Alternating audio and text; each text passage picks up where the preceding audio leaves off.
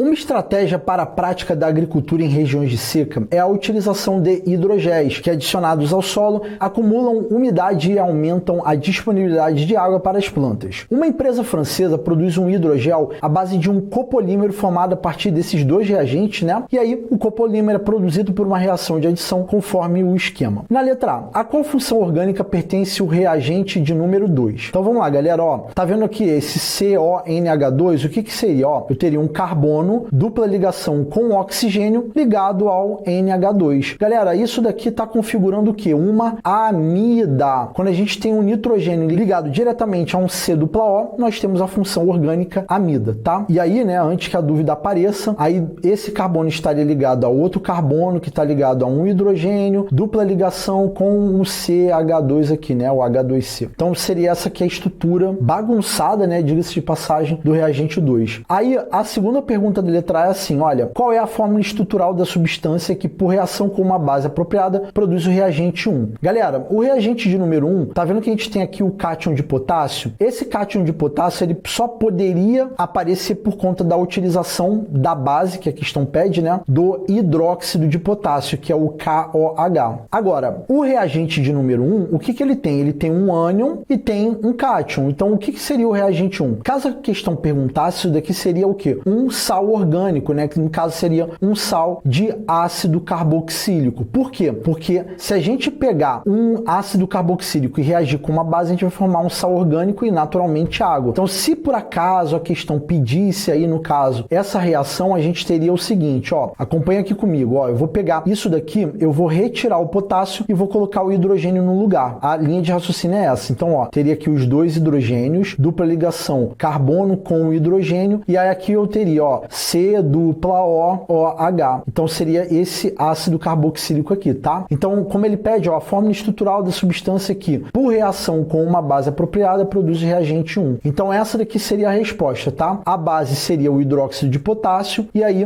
o que eu tô colocando em azul não precisaria colocar, tá, gente? O que importa aqui é o que tá em vermelho. Aí a gente ia ter o que? Ó, uma reação de neutralização. Então esse hidrogênio vai se juntar com o OH da base e o potássio vem para cá, né? Então aí a gente teria a formação justamente desse produto aqui, que é o reagente de número 1, tá? Então essa daqui seria basicamente a linha de raciocínio. Era você identificar primeiro que é um sal de ácido carboxílico. Então, pô, se eu tenho um sal, eu sei que o reagente é uma base. Então, pô, só pode ser uma reação de ácido carboxílico com a base, né? E aí a gente ia produzir justamente isso daqui mais H2O, tá bom? Então, era essa linha de raciocínio para chegar na segunda etapa da resposta aí da letra A. Bom, então, na letra B é solicitado para que a gente escreva a fórmula estrutural do copolímero formado pela reação entre os reagentes 1 e 2, e aí depois você vai fazer outra coisa. Vamos fazer a primeira etapa aqui, ó. A FAMERP já deu aqui o esquema geral. A única coisa que vai mudar aqui desses copolímeros é o R1 e o R2. Então, o que acontece? O reagente 1, ó, o que eu tô marcando aqui é comum aos dois, tá vendo, ó? Seria primeiro, ó, essa primeira etapa aqui, ó, CH2 seria isso daqui, ó, CH2, tá vendo? Olha pro outro também, ó, CH2 aqui, tá vendo? O que vai mudar é o que tá ligado a cada reagente aqui. Então, por exemplo, ó, essa etapa aqui que eu tô marcando aqui em laranja, para ambos os reagentes seria o R1 e o R2. Então, ele quer a estrutura do copolímero, né, formado pela reação entre os reagentes 1 e 2. Então, o que a gente vai fazer? A gente vai basicamente pegar esse esquema aqui todo, que eu vou escrever aqui embaixo. Então, tá aqui representado. Eu basicamente peguei o que estava aqui em cima e colei. E aí, o que eu vou fazer? Eu vou apagar o R1 e vou apagar o R2 e vou colocar aquele esqueminha que eu marquei aqui em laranja, tá? É só isso. A FAMERP, ela já deu o esquema geral. Então, era só você identificar que o que estava em azul é o que não se repetia. A única coisa que vai mudar é isso daqui que tá marcado aqui em laranja. Então, no caso, o reagente 1, eu vou colocar aqui, ó, CO menos K+,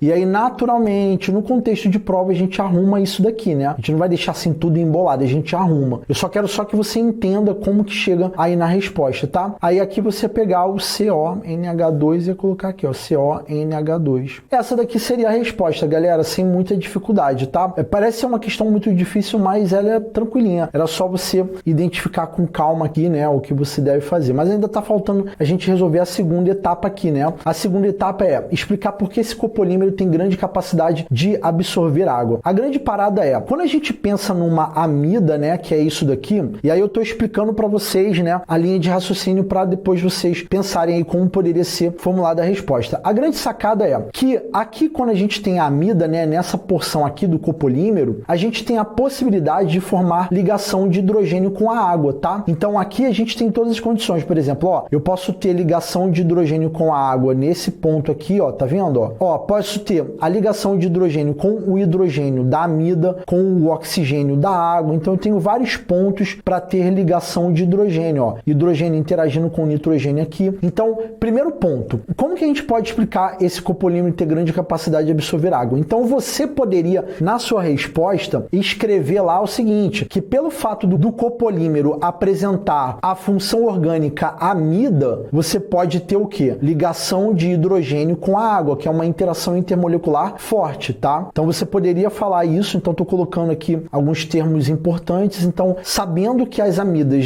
a gente pode ter a ligação de hidrogênio com a água, então aqui eu expliquei para você entender o porquê, né? A gente tem a condição ali para acontecer a ligação de hidrogênio, mas ali na sua resposta era só você escrever, ó, você já tem a estrutura, não ia rabiscar nada. Você só ia falar assim, olha, pelo fato do copolímero apresentar em sua estrutura a função orgânica amida, é possível estabelecer a ligação de hidrogênio entre esse grupo funcional junto com a água, e a ligação de hidrogênio é uma interação intermolecular forte, e aí vai absorver a água. Mas também não tem só isso não. Ó, o que a gente tem aqui? A gente aqui tem um sal, né? E a gente sabe que na presença de água vai sofrer a ionização. Então, essa ionização, quando eu tenho a presença de água, esse K+, ele vai estar lá em meio aquoso. Então, na estrutura vai ficar só esse COO-, né? Que a gente chama esse grupo funcional aqui especificamente de carboxilato. Não confundam com carboxila. Então, o que acontece? Como o carboxilato é um íon e a água é uma molécula dipolo, o que ia acontecer? Você ia também ter a interação íon-dipolo entre esse grupo carboxilato, presente na estrutura do copolímero, né? Então, ia ter a interação do tipo íon-dipolo. Basicamente, seria isso daqui, ó, no desenho que eu estou colocando para vocês agora, ó. Isso daqui é uma região de carga negativa que ia interagir com a região de carga parcial positiva da água, que é o hidrogênio. Então, isso daqui a gente chama de interação do tipo íon-dipolo, tá? Não confundir com ligação de hidrogênio, que é outro esquema. Então, isso daqui também é uma interação fortíssima. Inclusive, ela é mais forte do que a ligação de hidrogênio, tá? E aí, seria mais uma adição à sua resposta. O recomendável é que você falasse das duas interações, íon-dipolo e da ligação de hidrogênio, para poder justificar a grande capacidade de absorver a água, tá? Então, galera, basicamente seria essa aí a linha de raciocínio que você poderia utilizar para poder resolver a letra B aqui dessa questão de número 14.